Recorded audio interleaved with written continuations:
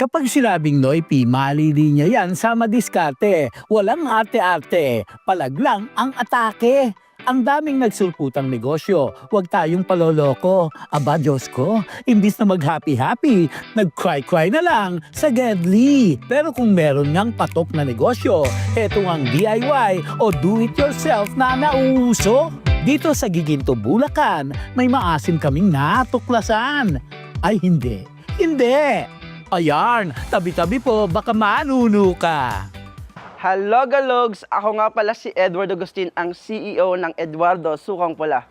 Nakilala namin si Eduardo, isang simpleng tao, pero wag ka, CEO sa kanyang DIY negosyo. Sa loob ng ilang buwan pa lamang, ang kanyang sukang pulay lumalamang. Unang naging puhunan, lakas ng loob lamang. Walang mabigat na pangalan, pero sa merkado, sumasabay yan. Ang Eduardo Sukang Pula is nag-start noong August 2024. So, naisipan kong mag-online business. Sariling recipe raw ito, kung gawin ay mano-mano. At kung ano ang sikreto, manigas kayo't secret nga, no clue. Pero willing to share naman si Eduardo sa basic na proseso. Hello Galogs! Ngayong araw tuturuan ko kayo paano ba natin ginagawa ang sukang pula na ito. Unahin na natin ang garlic, ginger. Yung sili, depende. Kung gusto nyo ng mas maanghang, pwede nyo dagdagan yung sili. And salt. Yung salt din natin guys kung ayaw nyo ng masyadong maalat, konti lang yung salt na ilagay nyo. Yung ating sugar. Patis. For me, konting-konti lang. Ganyan. And ang ating sibuyas. And ang ating sukang paumbong.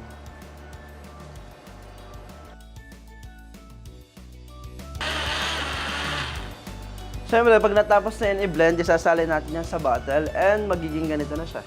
Ipatigim na yan sa people, sa Gedli. Sarap nito, ngayon lang ako nakatim na suka na to, panalo.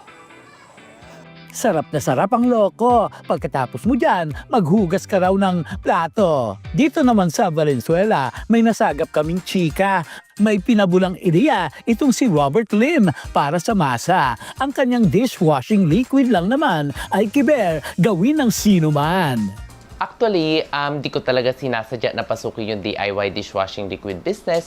Kung hindi, yung naglilinis po ko sa laboratory isang araw, pinagtapon-tapon ko po yung chemicals sa may isang lalagyanan at huhugasan ko.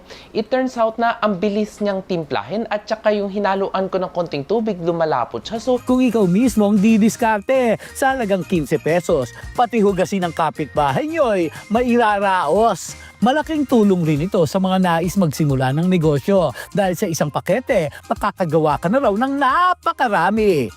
hello Galogs! Nandito na po ang DIY dishwashing liquid. So, tuturuan ko kayo kung paano gumawa under 10 minutes. Makakagawa na kayo ng 15 pesos 1 litrong dishwashing liquid.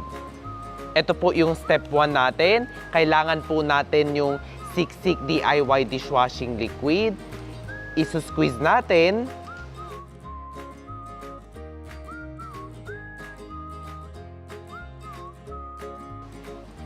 Tapos, hahaluan po natin ng 3 litro at kalahating tubig.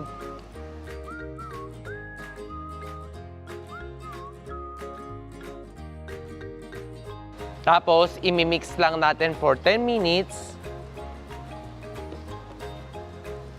Hanggang sa mawala yung buo-buo. Yan, imimix for 10 minutes. Tapos, after ito, ayan.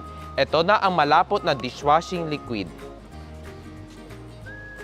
Ganyan siya kalapot. Antayin nyo lang mawala yung bula. Around 3 to 4 hours, magiging ganito na siya kalapot. Tapos, pwede po natin isalin para makita po natin. Ayan po, ito na po yung finished product. Ganito siya kalapot. Pagdating sa hugasan, sino nga ba ang panlaban? Anak? Nanay? Tatay? O hayaan na lang nating langawin? Ipasubok nga natin. Ganda niya guys, ang bango, nakakawala siya ng sebo, tapos ang bula. Comment na. Mabula siya, then mabango at the same time, soft sa kamay.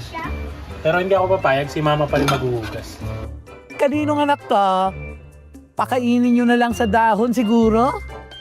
Sa taas ng bilihin, ang pagiging wais required iugali natin. Itong mga DIY negosyo, malaking tulong di lang sa may-ari, ganun din sa ibang tao. Samahan lang ng diskarte ang knowledge at creativity. Malaking matitipid mo, te. Huwag waldas ng waldas. Abay, di kaapo ni Henry C.